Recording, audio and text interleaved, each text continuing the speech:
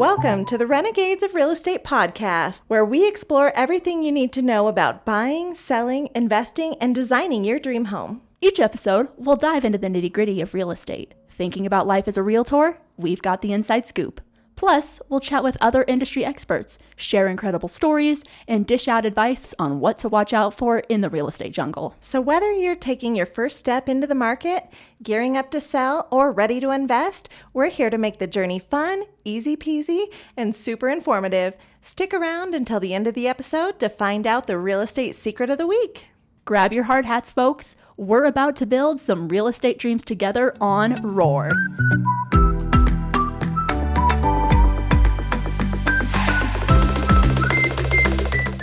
Welcome back to another episode of RORE. I'm Shelby Carver, here with our special guest, Shawna Erickson, our expert lender with Mann Mortgage. Thank you for having me today. Thank you so much for coming.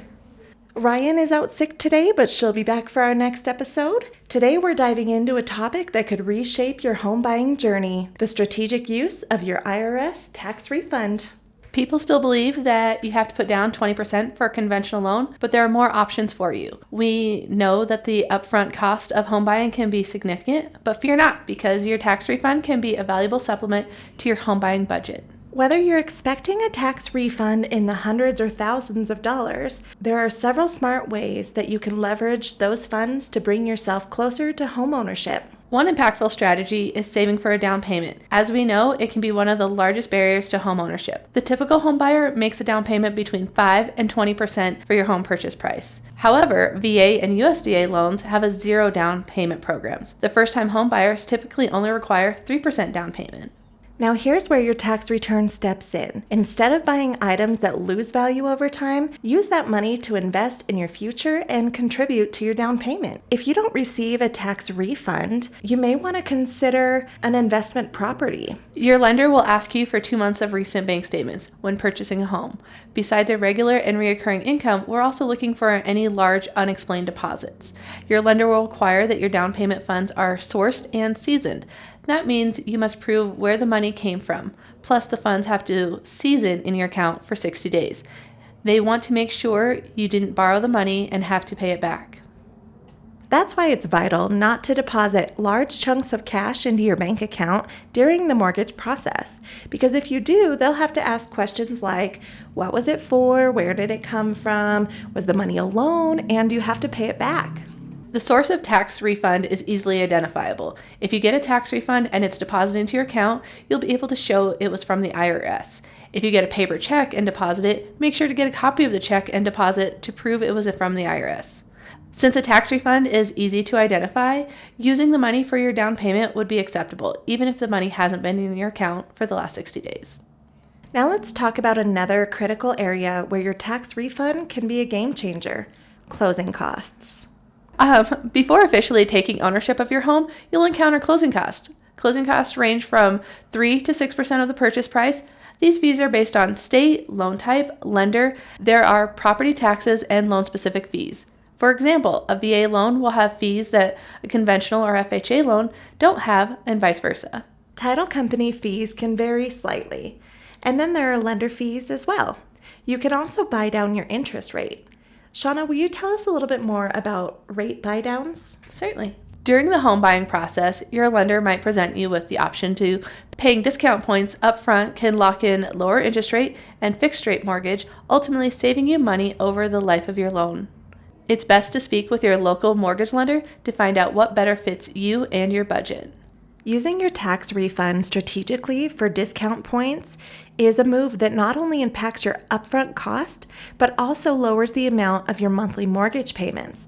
It's a win-win situation. Shawna, let's talk numbers. The average home price for January of 2024 in Butte was $332,500.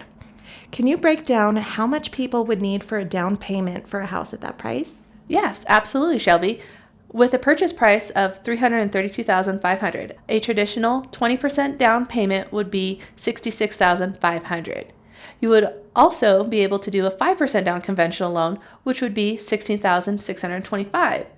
First-time homebuyers on a conventional loan could be as low as 3% down. That means it's possible to get into a house for under $10,000. That's amazing. You can also put your tax refund to good use by preparing your home for sale. Investing in cleaning, decluttering, painting, and making repairs can yield a significant return on your investment. And if you're in the Butte area, call Copper Key Design to learn how to get the biggest bang for your buck. Wonderful. This week's secret is about capital gains. It's a tax on the profit you make from selling real estate for more than you paid for it. If you've owned property for more than a year, this profit is taxed at a lower rate compared to short-term sales. Did you know that there's an exclusion for primary residences? If you're selling your main home that you've lived in for at least 2 of the last 5 years, you might not have to pay tax on some of your profit. Individual people can exclude up to $250,000, and married couples filing together can exclude up to $500,000. Remember, the rules can get complex, so it's always a good idea to get advice from a tax professional when you're selling property. Mm-hmm.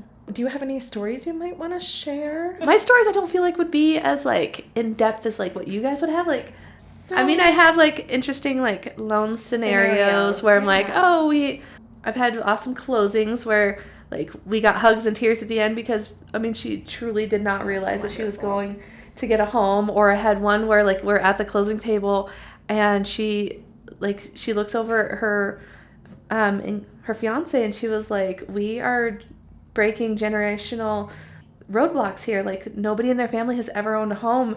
And this young couple in their early 20s, like I was almost in tears. Like, so I mean, like, mine are like 5-10 minutes, like not even like that long. Like there's my story. That's beautiful. But it was it was the very first week of last year, like January 3rd, I think 2023 is when we closed. And like when their name popped up in my thing, like, oh, they've anniversary, I'm like, I was still tearing up. Like, that is so awesome that I got to be a part of that journey.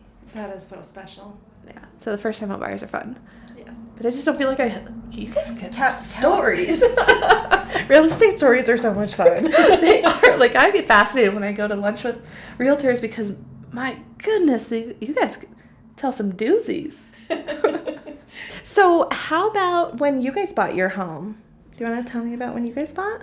We bought in 2021, so it was a really good time for us to buy. It was awesome. It was one of those things where we just kind of came upon the right home at the right time and essentially bought it sight unseen. I was talking to somebody and they said where it was, and I was like, that's the neighborhood we want to be in.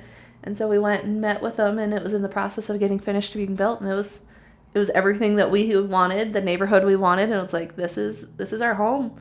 So we got an agent really quick to sell the home we had, and it was perfect. It worked out so well for us. That's wonderful. Yeah. And in 2021, because that's when everybody was in bidding wars. Yes, exactly. Like, we lucked out, for sure. That's awesome. Yeah. When I bought my home, so after I started in real estate, I realized what bad clients we were. I mean, like, we were just very ignorant to everything. Nope, that's true. That makes sense.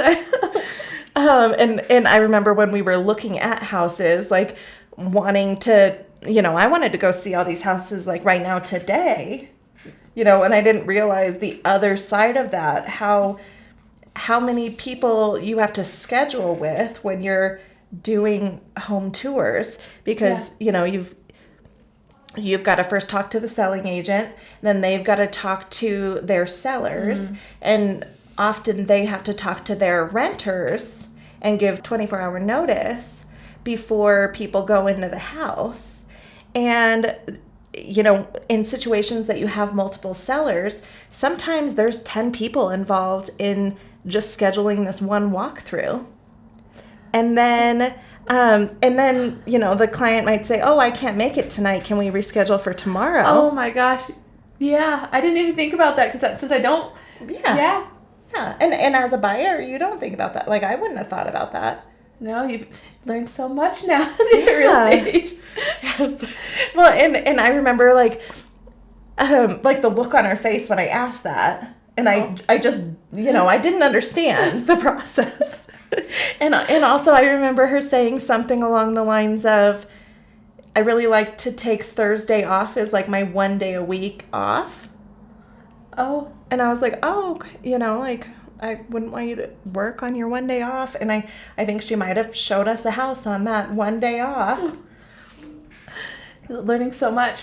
I guess, yeah, story time's probably really good for you to like help educate the followers just on stuff like that. I mean, because buyers and sellers, they don't know the ins and outs that go behind the scenes, which we don't want them to know. We want them to like see this process as smooth as possible. So it's been, I mean, we've had crazy things happen, and our sellers, or I mean our buyers, just have no idea, and it's all of a sudden we get to the closing table and like, oh, thank you so much for the smooth transaction, and we're just like, oh, man, we're here, thank goodness. But we try to make sure that nobody knows, and it's better that they don't know, but at the same time we kind of want them to know that there's so much more that goes on back here for us. Like, we're trying to make it to where everyone sees the rainbows and unicorns and it's all fun, but then do all the work, and it is a lot of work, but it's fun. Like, I do love the end. That end goal is so much fun with those clients. Thank you all for listening today. Please submit your real estate questions to our email address, renegadesofre@gmail.com, and subscribe for more awesome real estate insights. Shawna, thank you so much for joining us today. What is the best way for people to get in contact with you if they have questions about loans or are ready to buy? Oh, thank you so much for having me. A great way to contact me is just calling my phone number, 406-465-4559.